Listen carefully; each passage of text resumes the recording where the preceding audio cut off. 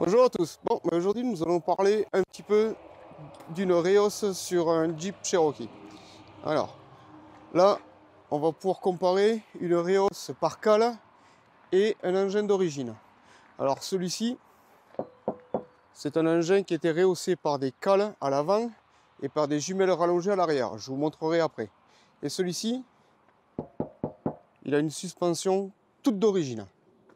Voilà, donc on va aller un petit peu regarder pourquoi on ne monte pas de cale sur un XJ et qu'il vaut mieux le garder en origine. Le vert, je rappelle, c'est celui qui est en origine. Il est 100% d'origine au niveau suspension. Et celui-ci a des cales à l'avant et des jumelles rallongées à l'arrière.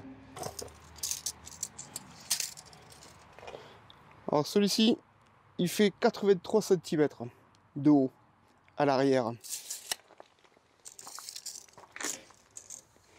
Il fait 84 cm de haut. À l'avant, il fait 80. Et celui-ci, il fait 82,5 devant. Voilà. Donc maintenant, je vais vous montrer ce que ça influe, les cales, sur un engin. Voilà. Comme on peut le voir ici, là, il y a une cale de 5 cm qui est posée sur le ressort. Ce qui a tendance, si vous voulez, à rehausser la suspension à l'avant. Et pour l'arrière, je vais vous montrer. Et à l'arrière, ce sont des jumelles qui sont beaucoup plus longues. Je vais vous montrer sur l'autre, vous allez comprendre que celle-ci de jumelle est beaucoup plus longue que celle d'origine. Donc là, on est sur le vert avec la jumelle d'origine. Vous voyez la différence de longueur? Elle est flagrante ici. Et à l'avant, vous voyez, il y a juste les isolateurs pour éviter que ça grince, qui font 1,5 cm d'origine. Donc maintenant, vous allez me dire, mais oui, ok, il est rehaussé, mais c'est quoi le problème? Alors, là, on est sur le gris, et je vais vous montrer ce que influe des jumelles rallongées et des lames et des cales sous les ressorts à l'avant. Voilà ce que est le problème. C'est que vous voyez les lames là, ici, elles sont droites. Hop là, c'est tout droit. C'est même pas galbé, c'est tout droit. Vous voyez, les lames sont complètement droites. Donc c'est à dire qu'elles sont pas loin de se retourner si on regarde bien, à force. Si vous voulez, la jumelle arrière plus longue,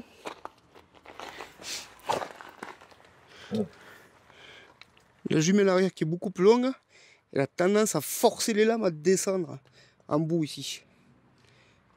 Et ça, au niveau suspension, c'est pas bon, ça les fusille, mais à une vitesse pas possible. Voilà. Et je vais vous montrer les lames d'origine, comment elles doivent être, dans quelle position. Voilà. Là, on est sur celui qui est monté en origine.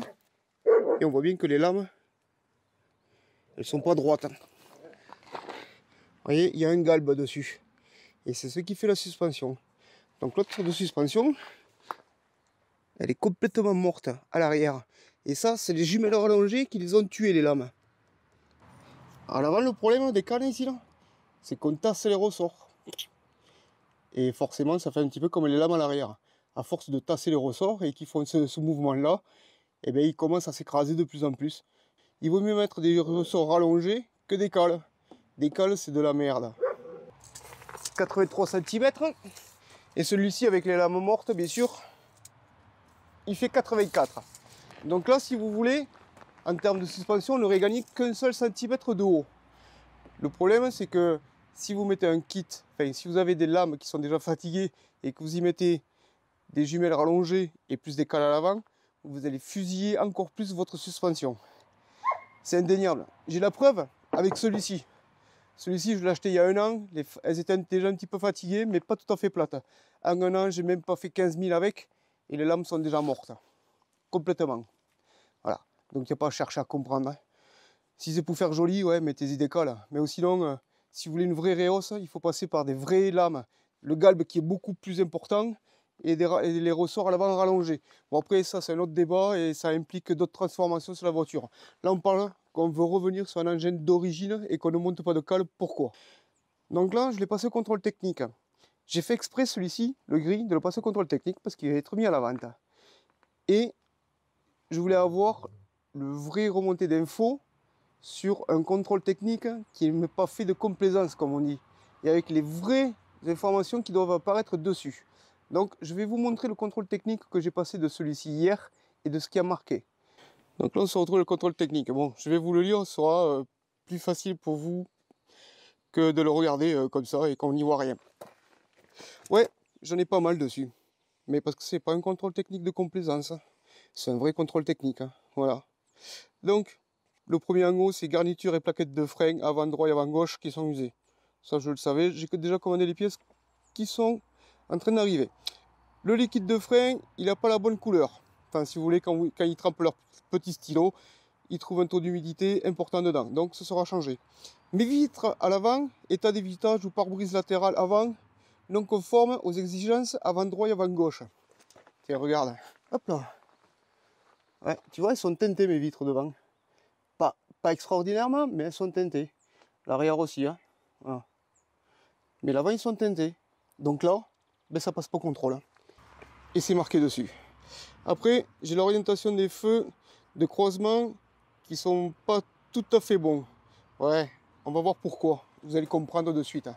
Voilà, j'ai pas les feux d'origine. Je vais vous montrer les feux d'origine comme ils doivent être normalement. Ah, les feux d'origine, c'est ça. Après, la taille des pneus et la capacité de charge, machin, non conforme, arrière droit, machin.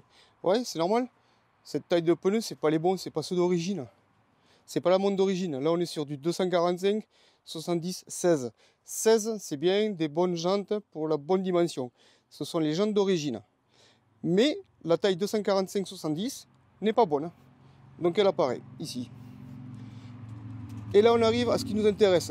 Ressort et stabilisateur. Modification présente, un risque avant gauche, avant droit, arrière gauche.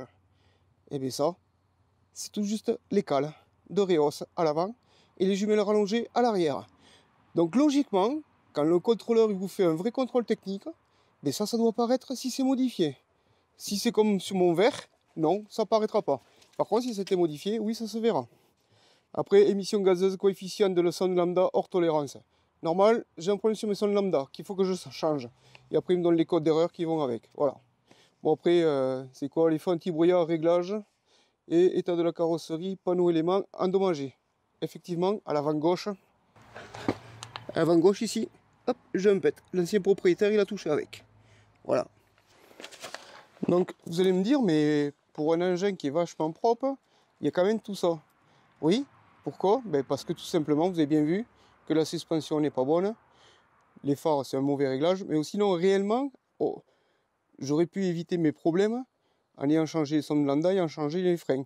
Il n'y a vraiment que ça qui est marqué dessus, qui n'est pas d'origine et qui pose problème. Si cet engin était resté d'origine, j'aurais eu aucun souci. Donc maintenant, je vais vous montrer ce que je vais faire pour pouvoir le repasser au contrôle technique.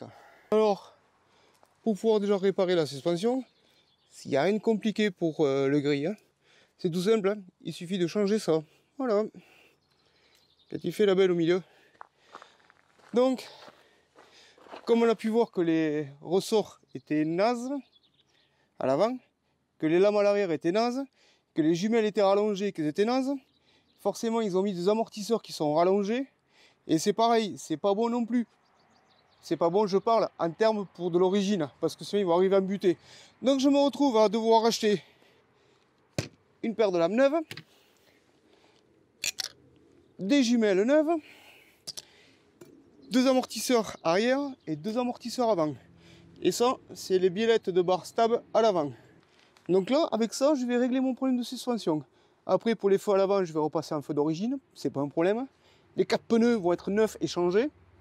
Donc on va retrouver un engin 100% d'origine. Je vais forcément enlever les vitres fumées à l'avant. Et cet engin, il doit partir à la vente. Donc, si je veux pas être emmerdé par le nouveau propriétaire, ben, il faut faire les choses correctement. Donc là, tout sera neuf. Le nouveau propriétaire, il pourra rien dire. Tout sera neuf sur cet engin. Et il sera 100% d'origine. Qu'est-ce que tu fais la belle? Qu'est-ce que tu fais la belle? Ça enregistre merde? Ouais. Donc vous avez vu pourquoi mettre des cales pour pouvoir abîmer la suspension. Si vous voulez mettre une Reos, achetez un vrai kit de Reos. Certes, ça vaut plus cher que 2 cales et 2 rallonges et 4 amortisseurs, mais par contre, ça ne vous bousille pas la suspension. Moi, je veux un engin d'origine pour la vente. Je ne veux pas être embêté. Voilà pourquoi j'ai décidé de remettre tout à neuf. Bon, écoutez, je vous remercie d'avoir suivi, puis je vous dis à la prochaine.